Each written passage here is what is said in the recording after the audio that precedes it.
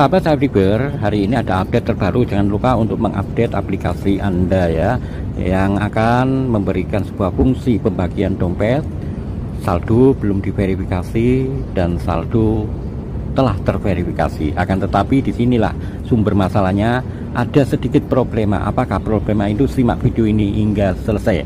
Ini penting soalnya mengenai saldo Anda. Tapi sebelumnya saya akan memberikan sebuah tutorial bagaimana caranya untuk mengikat ya.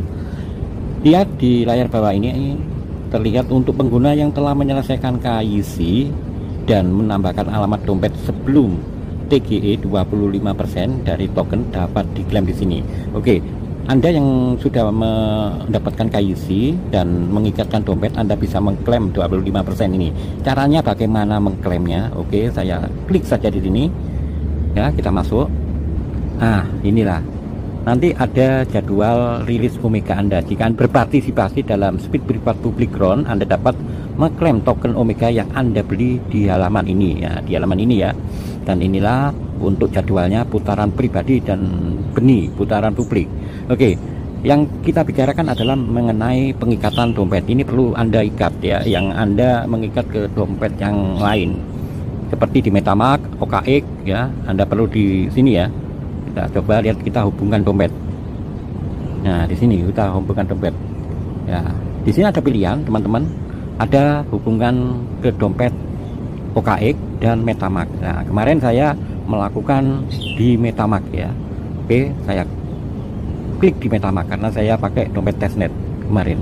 Klik seperti ini tidak bisa ya di Metamask. Nah, caranya bagaimana untuk menghubungkan di Metamask? Nah, teman-teman copy saja alamat ini ya. Kita copy, baru kita masuk pada aplikasi Metamask. Tidak bisa kalau melalui browser di Chrome, kita harus masuk ke Metamask dulu. Oke, saya masuk di Metamask. Oke, bentar, kita tunggu sabar untuk menghubungkan ke dompet Metamask. Oke, kita masuk ke Omega Chain ya.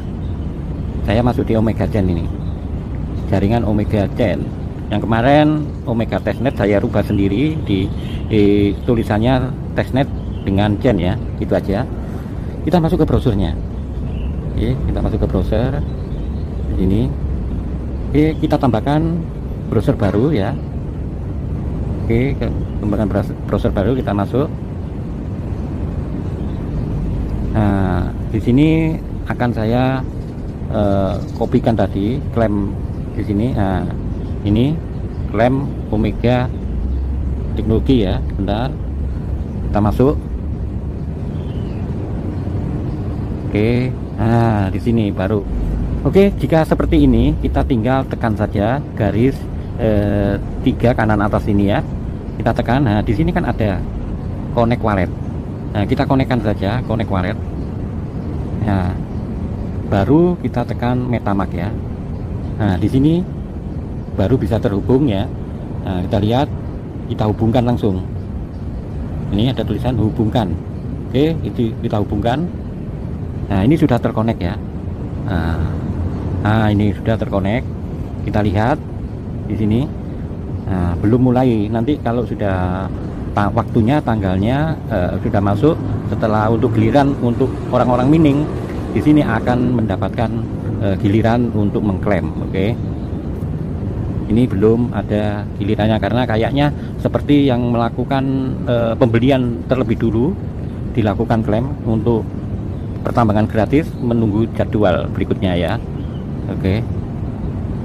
Apa yang harus kita bicarakan di sini? Nah, ada beberapa hal catatan yang perlu saya bicarakan, yaitu mengenai setelah terjadi. Pagi ini saya telah mengupdate karena saat ini telah ada maintenance ya, ada maintenance. Setelah maintenance ini Anda memerlukan untuk mengupdate aplikasi melalui Play Store. Setelah saya update, apa yang terjadi? Nah, untuk keseluruhan total dari saldo hasil mining saya ini ada kehilangan. Apakah teman-teman juga demikian? Jika kita total keseluruhan dari hasil semua ini, yang saldo belum terverifikasi dan terverifikasi ya sekitar 103. Padahal waktu saya belum melakukan update hari ini, totalnya sekitar 125. Kita lihat, kita buktikan ya. Saya bukan omong kosong, ini saya buktikan. Di sini kita lihat ya, pergerakan saya 128 dari sebelum melakukan update. Saya sudah memiliki 128, tapi setelah update hari ini ya, setelah maintain itu 103. Jika kita total keseluruhan dari terverifikasi dan belum diverifikasi sekitar 103. Nah, selebihnya kemana ini? Nah, itu yang perlu Anda lihat di wallet Anda. Apakah Omega ini akan melampaui harga dari dua rivalnya? Karena apa? Meninjau dari penjualannya. Penjualan kemarin yang sangat murah di harga 0,04 ya. Kita lihat beberapa hari yang lalu CBDC telah melakukan open mainnet ya, telah di marketnya telah landing dengan harga terakhir di 0,2451. Ini CBDC. Pada awalnya sekitar harga 0,4, hampir menyentuh 0,5 pada saat waktu beberapa menit telah diluncurkan. Begitu juga untuk core ya, untuk core demikian. Sekarang 0,7. Nah, fenomena ini apakah akan terjadi pada Omega ketika saat launching? Bila kita tinjau dari pengalaman launching atau open mainnet saat inti atau core dan CBDC, pada awalnya mengalami harga yang cukup realistis dan cukup melegakan lah bagi kita sebagai penambang. Akan tetapi beberapa jam kemudian, bahkan bukan hitungan jam, hitungan menit, akan mengalami sebuah penurunan. Nah, apakah fenomena ini akan terjadi pada Omega? Tapi menurut saya, kenapa terjadi seperti itu? Inilah konsekuensi dari pertambangan smartphone. Kenapa pertambangan smartphone akan mengalami atau secara bahasa kasarnya merusak harga? Nah, ini yang kita perlu perjelas. Kenapa pertambangan dari smartphone merusak harga? Ini faktor smartphone-nya ataukah penggunanya? Menurut saya adalah penggunanya. Tapi itu wajar. Kenapa? Di rata-rata dalam strata ekonomi ya, strata ekonomi penambangan mining seperti ini itu dilakukan oleh ya ekonomi menengah ke bawah. Kenapa? Karena apa? Tidak perlu modal, tidak perlu perangkat yang mahal atau yang perlu modal gede, dan rata-rata ini sebuah pertambangan gratisan. Jadi kesempatan momen-momen seperti ini hanya sebuah mencari keuntungan saja. Jadi tidak dipikirkan secara finansial, secara kedepannya bagaimana seperti pertambangan yang bermodal yang dilakukan dengan perangkat yang seperti gadget komputer yang seperti Ethereum, BTC, pertambangan hal semacam itu, karena mereka orang-orang yang bermodal.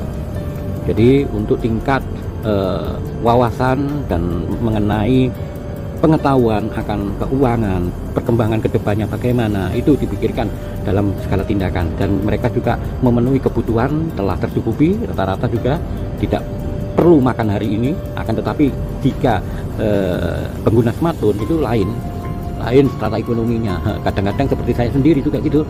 Karena apa? Kita juga memikirkan untuk esok aja tidak ada yang dimakan. Nah, bagaimana? Nah, inilah fenomena inilah yang menjadikan merusak harga di situ. Tapi mudah-mudahan dengan sebuah pengalaman seperti ini akan memberikan sebuah edukasi bagi teman-teman yang mencari keuntungan, mencari celah, mencari sebuah usaha di proyek-proyek mining ini, akan menjadikan lebih mempunyai wawasan. Dengan begitu, jadi bagaimana cara pengelolaan yang lebih baik.